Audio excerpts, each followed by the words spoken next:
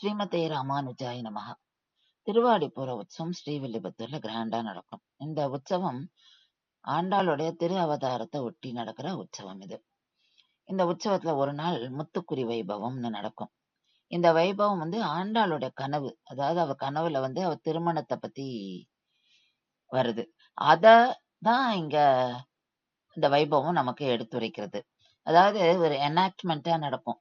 ஆண்டாள் சன்னதிக்கு முன்னாடி கட்டுவீச்சுன்ற குறத்தி அவ ஆண்டாளுடைய கேள்விகளுக்கெல்லாம் பதில் சொல்வா. அதாவது ஆண்டாளுடைய கனவுல வந்த பெருமாளை அவ அடையாளம் காமிப்பா, குறி சொல்றா. சோ இதுதான் இங்க நடக்கும்.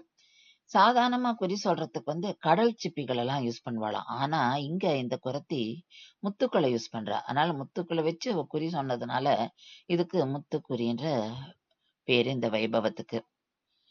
இது ரொம்ப கிராண்டா நடக்கும் ஸ்ரீவில்லிபுத்தூர்ல.